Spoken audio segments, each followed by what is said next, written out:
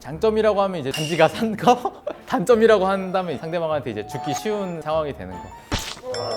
상대방이 나를 공격할 때, 상대방이 나한테 주는 힘이 너무 강할 때 흘려서. 반갑습니다. 서양검술협회와 유튜브 김상윤 채널을 운영하고 있는 김상윤이라고 합니다. 검술 관련된 게임 중에 되게 인상 깊었던 게임이 포아너라는 게임인데요. 되게 실전적이고 현실적인 동작들이 많기 때문에 현실이랑 가장 괴리감이 심한 게 우리가 흔히 아는 휘린드가 있겠죠. 제 생각에는 휘린드는 현실적으로 과장되고 그럼에도 불구하고 사람들한테 큰 인상을 남겨주지 않았나 그렇게 생각을 합니다. 포아너라는 게임을 보시게 되면은 워든이라는 캐릭터가 있는데 롱소드를 사용을 하거든요. 하프소딩, 모트실락 이런 기술도 사용을 하거든요. 그런 부분에서 되게 현실적으로 구현을 잘했다고 평가를 하고 있습니다. 이제 롤 초보자들의 단짝 친구죠. 휘린드라는 기술 자체가 제 생각에는 디아블로의 바바리안이라는 캐릭터가 사용하는 기술로 널리 알려져 있는데 이게 딱 봐도 아시겠지만 거의 태풍이 일잖아요. 그렇다 보니까 비슷하게 따라할 수는 있어도 실전적으로 사용을 하거나 완전히 똑같이 따라하는 거는 불가능하다고 생각을 합니다. 많은 분들이 휘린드라고 부르시는데 사실은 헐윈드가 맞거든요. 거의 100에 99.9는 다들 휘린드라고 알고 계시고 휘린드라고 부르고 계십니다. 제자리에서 발레하듯이 삥삥 돌지는 않는데 몬탄테라고 해서 투핸디드 소드, 엄청나게 긴 검이 있어요. 롱소드보다 한 체급 더 길다고 보시면 되는데 이런 검들은 롱소드처럼 기민하게 사용하는 게 어렵기 때문에 회전력을 이용해서 검을 휘두르게 됩니다. 그래서 이 몬탄테 검술을 과장되게 연출한 게 아닌가 생각을 합니다. 휘린드를 사용하는 캐릭터들이 검도 보면은 굉장히 크고 무거운 검을 사용을 하거든요. 그렇다 보니까 아마 제 추측이 맞지 않을까 그렇게 생각을 합니다.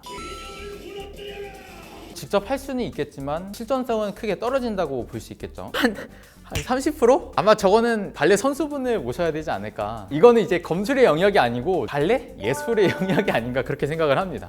김연아 선수한테 롱소드를 쥐어주는 게 더 구현율이 높지 않을까 그렇게 생각을 합니다. 이게 사실 크게 의미가 없는 게 계속 같은 부분만 공격을 하게 되잖아요. 그래서 상대방이 미리 그냥 막아버리면 의미가 없게 돼버리는 거예요. 이런 식으로 도는 순간에 틈이 생기기 때문에 사실 아무리 빨라도 틈이 생길 수밖에 없어요. 그러다 보니까 실전에서 사용할 리는 없죠. 적에게 등을 보이는 행동인데 이런 행동을 할 이유가 없죠. 굉장히 무거운 검 있잖아요. 가령 제가 롱소드를 한 손으로 쓴다고 가정을 해볼게요. 롱소드 두 손으로 쓰기도 굉장히 벅차고 힘들어 하시는 분들이 많아요. 그래서 내가 한 손으로 검을 휘두른다고 가정을 하면은 이렇게 검의 회전력을 이용해서 쓰게 되는 거죠. 이거 이외에는 그렇게 실전적인 방법이 있다고 생각하기는 어렵네요. 장점이라고 하면 이제 단지가 산 거, 단점이라고 한다면 상대방한테 이제 죽기 쉬운 상황이 되는 거. 이 기술을 굳이 보완을 하려면은 나를 중심으로 도는 게 아니고 상대방을 중심으로 도는 게 그나마 좀 현실적이라고 볼 수 있겠죠. 검의 무게도 굉장히 중요합니다.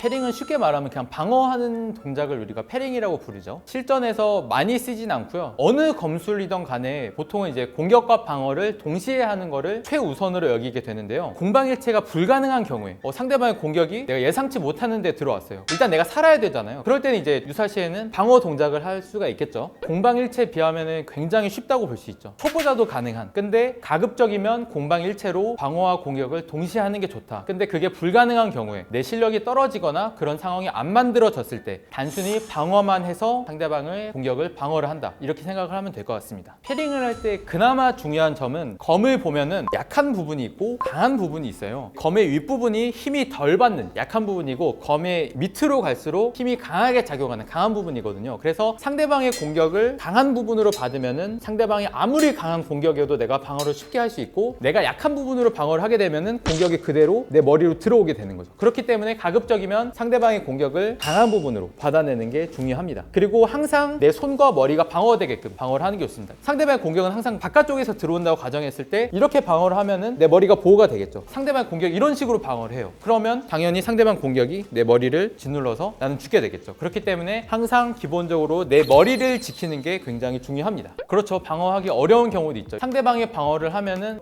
이 사람이 여기를 방어하네? 방어를 하니까 바로 일부러 속임수나 이제 여러 기술을 이용해서 반대편을 공격하는 식으로 패딩을 파괴를 할 수 있습니다. 놓치는 경우가 있죠. 보통은 방어하는 쪽이 놓치게 되죠. 근데 흔한 경우는 아니고요. 공격하는 쪽이 상대방의 검을 놓치게끔 유도를 해야 그런 기술을 써야 놓칠 수 있다고 볼 수 있죠. 상대방의 공격을 흘리는 경우도 많습니다. 이런 패링은 되게 실전적이라고 볼 수 있습니다. 이 즈버카워라는 기술이 공방일체 기술 중에 대표적인 기술인데요. 상대방이 나를 공격할 때 상대방의 공격은 완벽하게 봉쇄되는데 상대방의 목, 관자놀이 이런 데를 한 번에 베서 쓰러뜨릴 수가 있죠.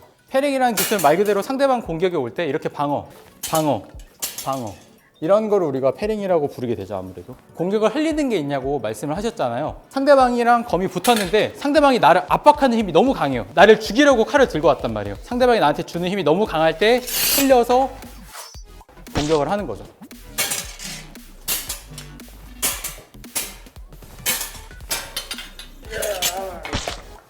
상대방의 힘을 역이용하는 거죠. 검술을 할 때 무조건 빠르고 강하면 유리하지 않냐 이렇게 생각할 수도 있는데 그걸 오히려 역이용하는 방법도 있기 때문에 무조건 힘이 세고 빠르다고 유리한 건 또 아닙니다. 때문에 더 재밌는 것 같아요. 롱소드 검술이. 제가 아까 롱소드 검술이나 다른 검술들은 공방일체를 주 전략으로 삼는다고 했잖아요. 근데 거의 유일하게 세이버 검술이라는 검술이 공격과 방어가 분리돼서 방어를 하고 공격을 하고 방어를 하고 공격을 하고 이런 식으로 패리라는 기술을 굉장히 많이 사용을 하게 됩니다. 자, 이렇게 보여드린 것처럼 패리라는 기술을 그렇게 잘 사용하진 않아요. 아까 보여드린 즈버카워 같은 기술로 공격과 방어를 동시에 하는 게 굉장히 중요한데 그렇게 안 하고 맞고 치고 하는 검술이 있습니다. 그거를 저희가 보여드리려고 합니다. 맞고 치고 맞고 치고 맞고 치고 맞고 치고 맞고 치고 맞고 치고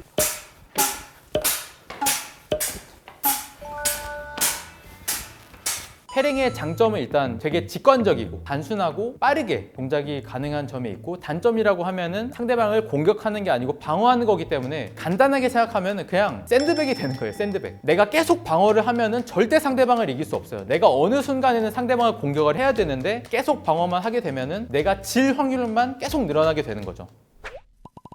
이 영상이 유익하셨다면 구독, 좋아요, 알림 설정까지 부탁드리겠습니다.